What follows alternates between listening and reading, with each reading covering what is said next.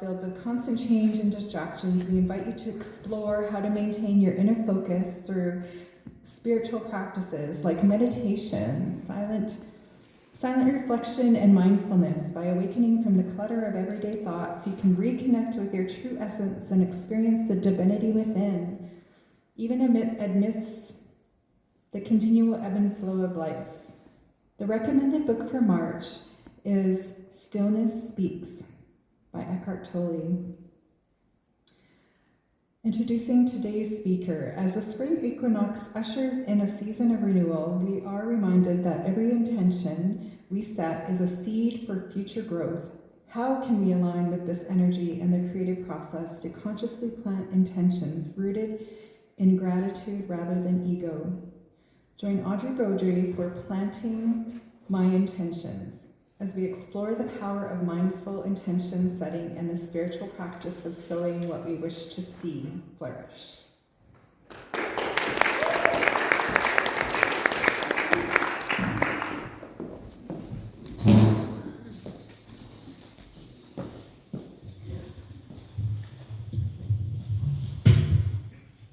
How's the sound? Good. Godly. As it always is.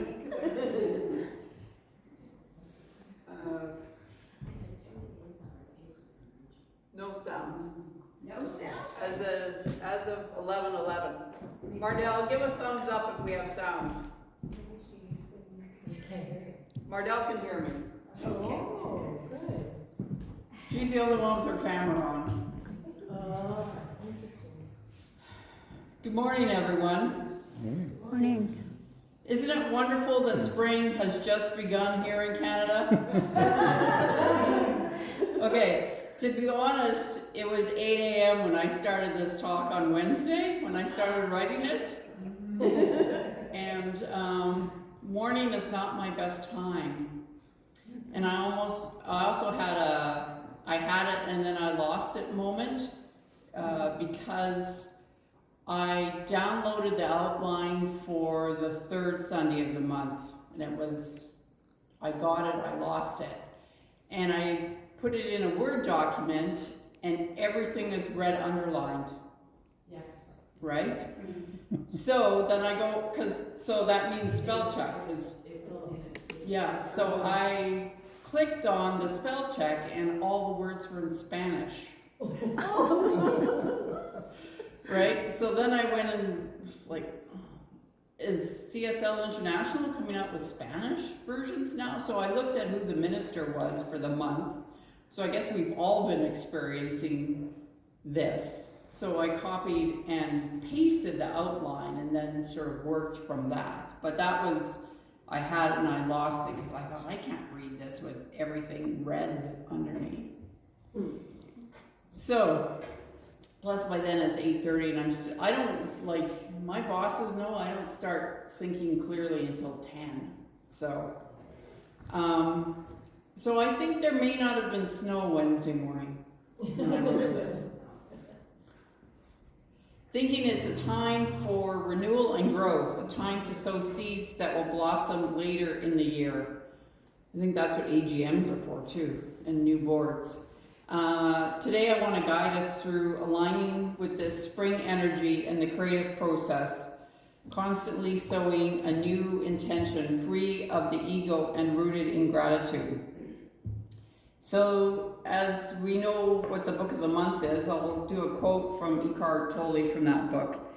When you pay more attention to what you do than what the future result you want to achieve it by, you break the old ego conditioning. Then your doing is not so much more effective, but infinitely more joyful and satisfying. This wisdom from Tolle's The Stillness Speaks reminds us to focus on the present moment and the joy of the process rather than being fixated on the outcome. That's me, I think. Boston pizza? Oh, you better get it, Wes. We have pizza coming at 12. I can't answer it. Do you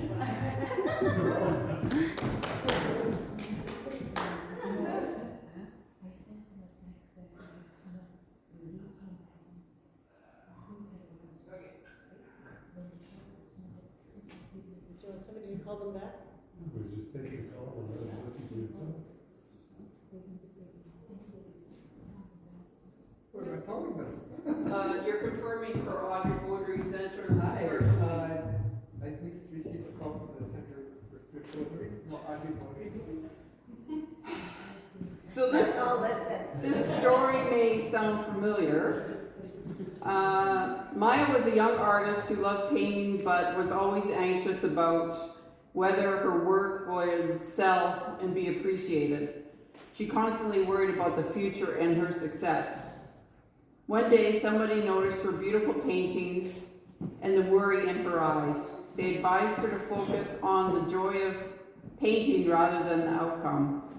Maya decided to follow the advice and start painting with her heart, enjoying every moment without thinking about the future. As she immersed herself in the process, her painting became more vibrant and expressive. People noticed the change in her work, and they began to sell more than ever before. Maya realized by focusing on the present moment and the joy of creating, she had broken free from her old ego conditioning. She found true satisfaction, and success naturally followed. This story illustrates that when we pay more attention to what we do rather than the future result, we break the old ego conditioning and find greater joy and effectiveness in our endeavors. In the Science of Mind philosophy, we align with the spring equinox by consciously sowing our intentions. We use the metaphor of the seed, soil, and plant to explain the creative process and how spirit works. It all begins with the soil of the mind, where we plant the seed of our thoughts and visions. These seeds grow into experiences we wish to have, nurtured by the law of mind, which bring forth the fruits of our intentions. That sounds really great, but however, we live in a world filled with inequities, classism, sexism, and many other isms. The challenge is to rise as we grow deeply. How do we navigate this?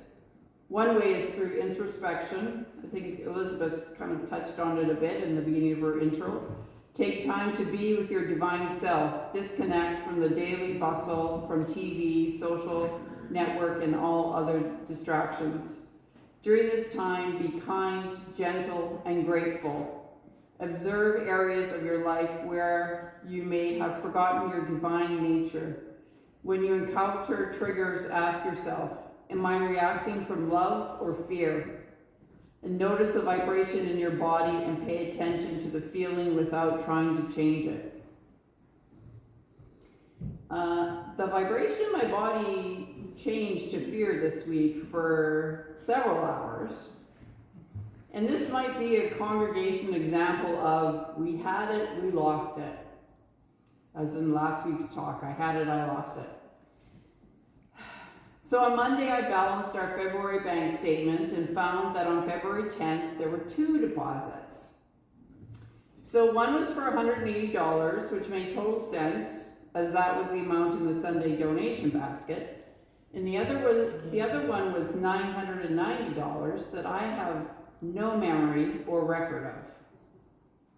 The journal entry numbers were in proper sequence, not a paper was missing. I searched our paperwork and computer files way too long. Could I have made the deposit and not remembered that large of an amount? Was it from my vacation? Maybe they had piled up while I was gone. No, I had been back for 2 weeks and at that point had done the deposits.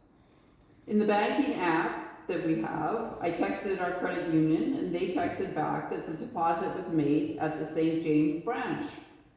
Our branch, shouldn't point to me, our branch. So, who or whom was I supposed to give the donation credit to? No hands are raised? I guess not, okay. So I phoned Vivian for ideas of what I did wrong and how I could find out what the breakdown was, so who to give credit to. Her advice was to go ask the teller. Like that sounds logical now. The idea came up that if this was their mistake, do we tell them? No. So I thought about that we were the chances of me making a mistake was more likely than the bank. And as a practitioner, I made the decision that we are a congregation that tells the truth, even if it doesn't favor us. So on Thursday, I showed up at the credit union with our statement in hand and came to discover, along with a supervisor, that a teller had taken the night deposit and recorded ours correctly, and then credited us with another church donations. God bless him. We didn't get $900. Well, anyway. This is a rise high moment for us. When I signed the receipt to acknowledge the error and have the money correctly deposited.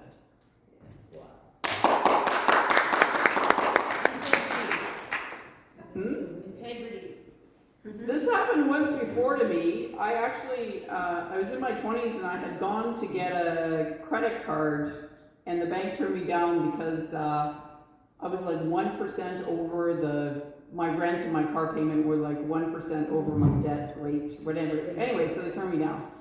So God gave me an opportunity to solve that, and I wanted the credit card because I would be traveling, and so my mother took me shopping to get clothes for this trip. So I went to the bank and took $100 out.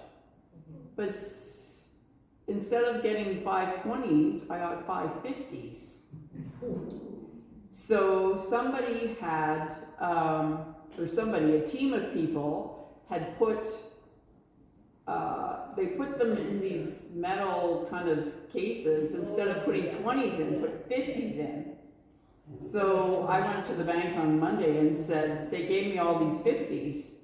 And they're like, what? Anyway, so the bank said that, so it gave out 50s all weekend, basically, right? And the person that had turned me down for the credit card, she said, oh yeah, we lost a lot of money. And I'm like, if a bank thinks it's a lot of money, like it's got to be a lot of money. So good came out of that. Good, I'll say. The bank manager can issue credit cards, and if I was had that much integrity to tell the bank about their mistakes, then I would have enough integrity to pay my credit card on time. That's good. I don't know if getting a credit card's a good thing. I've since gotten rid of it, but yeah.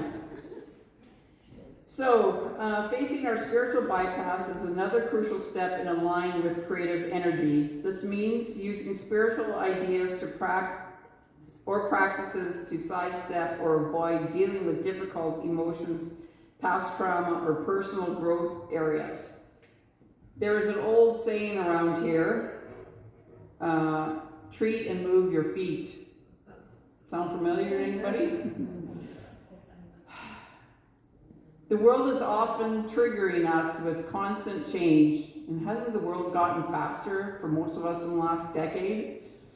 And sometimes unpleasant things happen. It is common to create spiritual bypass, telling ourselves that everything is fine or things happen for a reason while ignoring our true feelings. What Candace read today reminded me of an incident that happened. I don't know if there still is there, but there used to be a gym upstairs on the superstore here in Polo Park area. It might still be there. I don't know. I don't shop there anymore.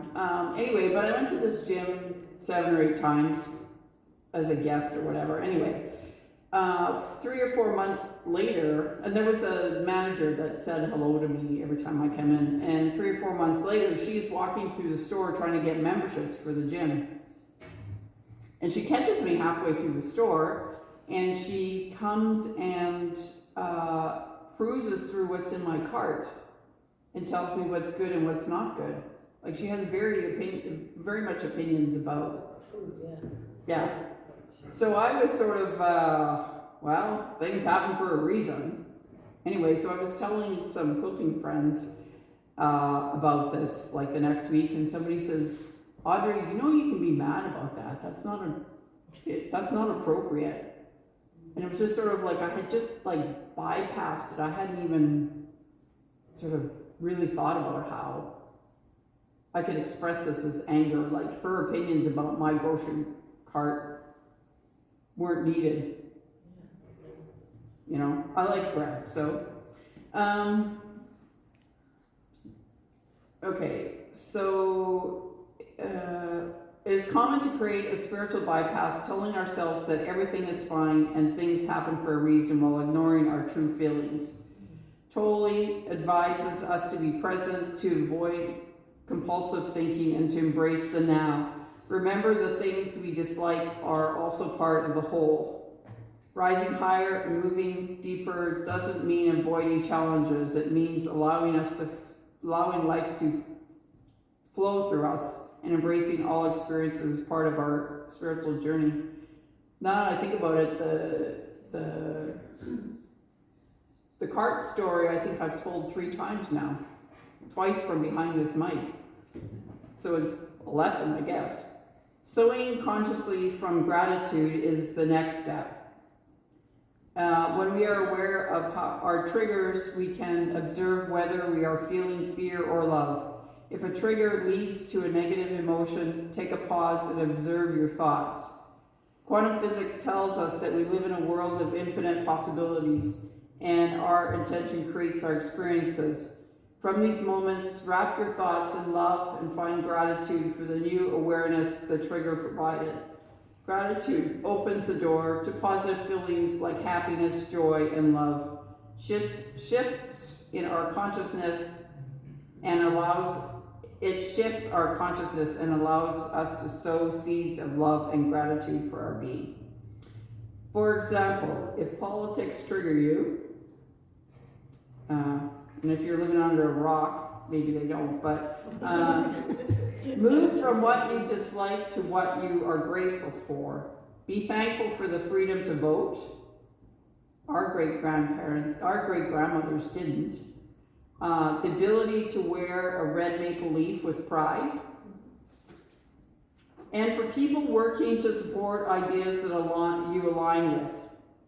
Gratitude can lead to positive actions like volunteering. Gratitude sows a shift in our consciousness, blooming into feelings of love and joy. As we embrace the spring equinox, let's free ourselves from the ego and align with the creative process.